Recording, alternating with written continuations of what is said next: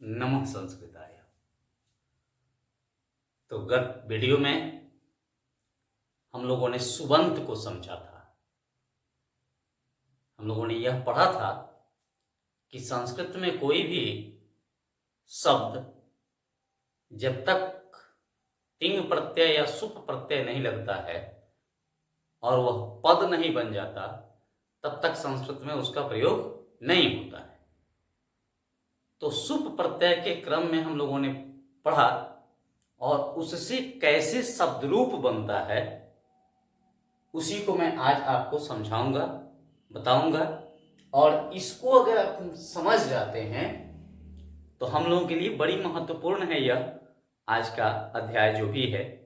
पढ़ेंगे, समझेंगे और अंत तक देखिएगा, लगेगा कि जितना भी वर्ग हुआ है सबसे महत्वपूर्ण वर्ग आज का होने वाला है आपका। तो हम लोग देखें पहले इसको। मैंने यहां लिखा औकारांत पुल्लिंग बालक शब्द। औकारांत का मतलब हुआ जिसके अंत में अ हो, अंत हो अ से वैसे शब्द और पुल्लिंग हो। अंत में अ भी होना चाहिए और वह पुल्लिंग भी होना चाहिए, तो उसका रूप ऐसे चलेगा। शब्द रूप जो होगा इस प्रकार से चलेगा। देखेंगे बालक एक शब्द है, यहां देखिए बालक शब्द है, इसके अंत में अ लगा हुआ है और यह पुल्लिंग है बालक। तो हम लोग उसी का रूप पढ़ने वाले हैं।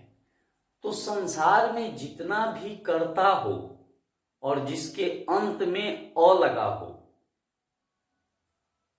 वह सबका रूप ऐसे बालक की तरह ही चलेगा। जैसे एक दो उदाहरण के लिए मैं मान लू राम, तो इसमें भी अ है, म में अ है, अ से अंत हो रहा है, तो इसका रूप भी इसी पर चलेगा। मोहन, गणेश, महेश, धनेश, जो भी नाम है पुल्लिंग है और अकारांत से है। नाम के अतिरिक्त कुछ वस्तुएं हो, कुछ जीव हो, कुछ पशु हो, अगर वह भी पुल्लिंग है तो चलेगा। जैसे अश्व, देखेंगे अश्व में अ अंत में है, चलेगा, पुल्लिंग है। गज पुल्लिंग है, चलेगा। सिंह, व्याघ्र पुल्लिंग है, चलेगा। वृषभ बैल को कहते हैं, चलेगा। तो इसी पर उसका रूप चलेगा। स्थान के नाम हैं उस पर भी चलेगा। हिमालय ही है, हिमालय अ है, उसका रूप चलेगा इस पर। तो हम लोग इतना भर समझें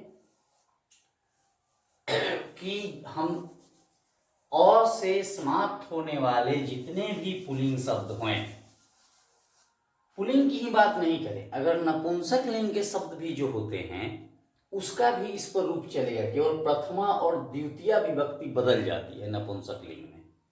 जैसे पुष्प, पुष्पे, पुष्पाणि, पुष्पम, पुष्पे, पुष्पाणि, ये दो को बदलता है और बाकी सब वैसे ही होगा।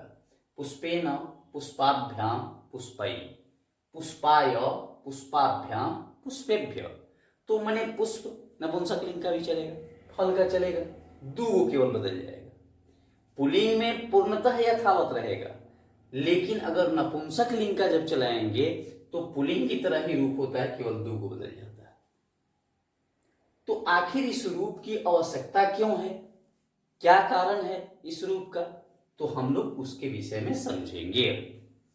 हम लोगों ने कारक पढ़ने के समय में यह देखा था कि कारक हम लोगों का 6 को मैंने संस्कृत में कारक बताया था, लेकिन अनुवाद की दृष्टिकोण से कारक जो हैं वह 8 हैं।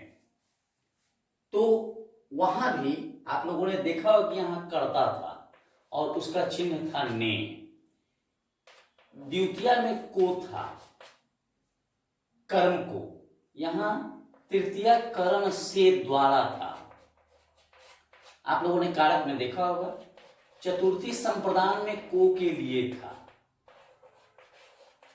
उसी प्रकार पंचमी से था जुदाई।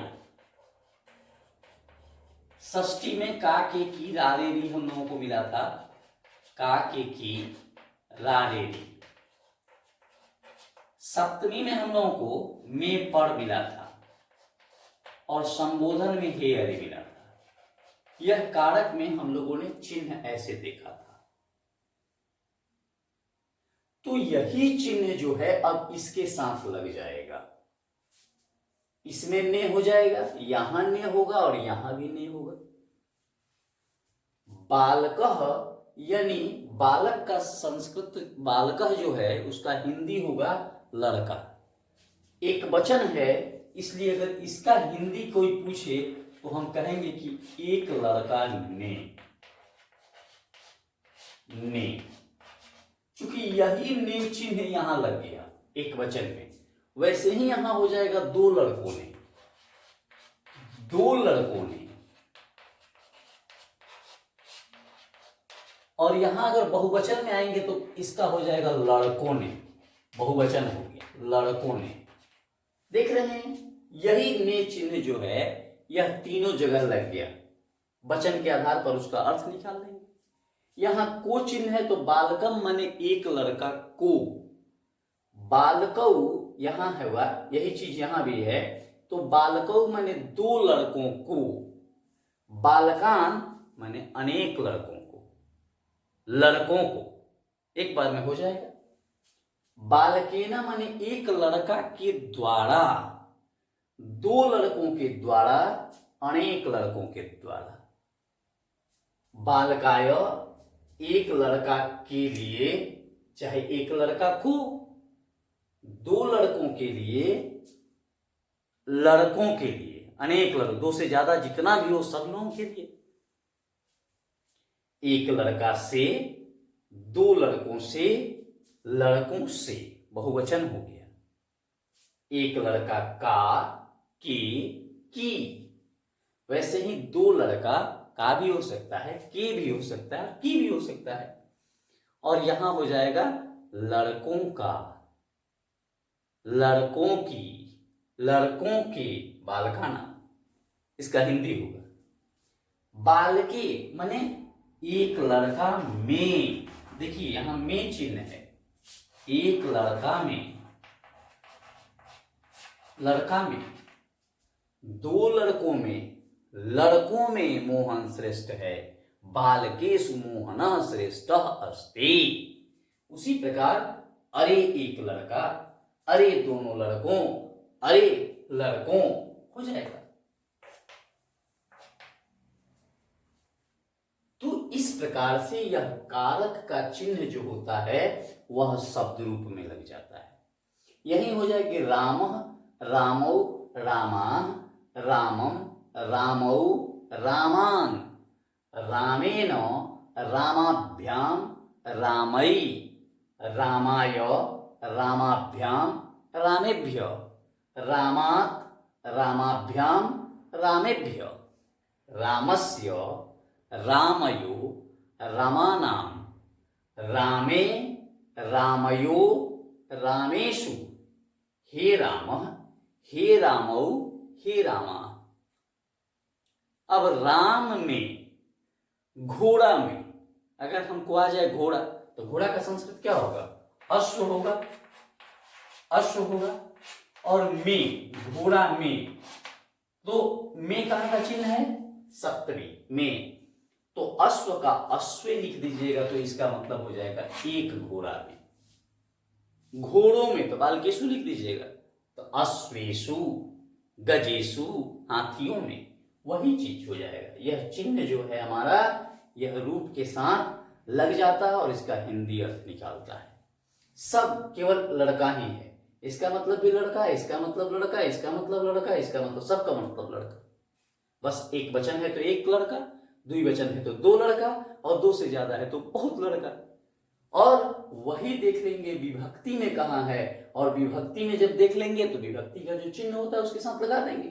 बालका देखेंगे पंचमी में है, पंचमी का चिन्ह है से, तो बालक से।